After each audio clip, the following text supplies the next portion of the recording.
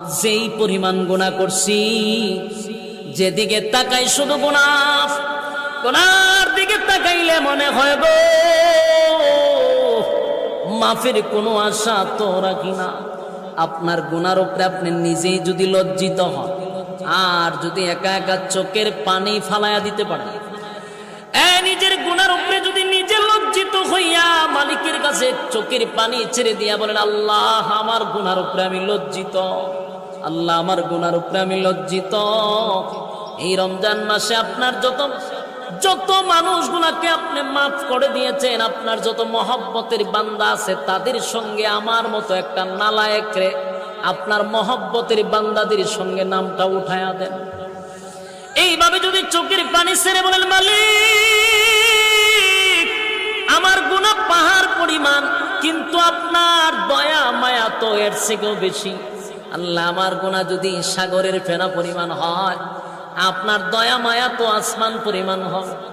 আল্লাহ তামাম জিন্দেগির গুনার বোঝা মাথায় লইয়া আপনি মালিকের দরবারে আসামির বেশে আমি আপনার দরবারে হাত বাড়াইছি। রহমতের মাস, বরকতের মাস, দোয়া কবুলের মাস। আল্লাহ এই গুনাহ লইয়া কবরে যেতে চাই না। আল্লাহ নবী তো বলেছে, গুনাহ লইয়া যদি কবরে যাই, রমজান মাস পাওয়ার পরেও যদি গুনাহ মাফ না করাইতে পারি, আল্লাহ আমরা ধ্বংস হয়ে যাব। মাবুদ গো, আমাকে ধ্বংস করে তো তোমার কোনো ফায়দা হবে না। এইভাবে বিনাইয়া বিনাইয়া গুনার উপরে লজ্জিত হইয়া যদি মোবারক মাসে যদি কোনো বান্দা বান্দি আল্লাহর দরবারে দোয়া করে গুনাহ মাফ করাইতে পারে, সে সাকসেস। সুবহানাল্লাহ কি বাড়ি গিয়া যদি গুনাহ মাফ করাইতে পারেন, রমজান মাস শেষ হওয়ার আগে আগে আপনি সাকসেস। আর যদি গুনাহ মাফ না করাইতে পারেন, রমজানও শেষ হয়ে যায়, তাহলে আপনি ধ্বংস 100%। সিদ্ধান্ত নেন বাড়ি দিয়া, সিদ্ধান্ত নেন আপনি কি সাকসেস হবেন না ধ্বংস হবেন।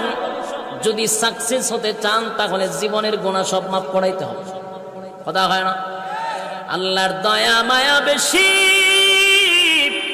যত গুনাহ করি না কেন, মালিকের দরবারে যদি আমরা চাইতে পারি, আল্লাহ কিন্তু মাফ করে দেয়। কিন্তু মাফ করারও কিছু শর্ত আছে না? কথা হয় না? আপনি আরেকজনের টেকা মাইরা খাইয়া বইছে, আর যদি কোন আল্লাহ আপনি আমার মাফ করে দেন, আল্লাহ ভাই আয় জুতাটা তোরে ফিরাম।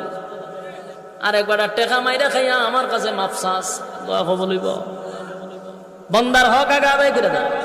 আরেকবার তে করতে আনছেন টেকা দিয়া নাকি দিয়ার পরে তোবার শর্ত আছে না নাই?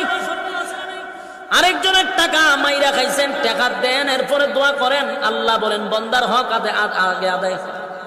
2 নাম্বার হলো মা বাবার অবাধ্য সন্তান, যাদের উপরে মা বাবার অভিশাপ আছে, যাদের উপরে মা বাবা নারাজ। কোন মা বাবা যদি সন্তানের উপরে নারাজ থাকে, আল্লাহর কসম দোয়া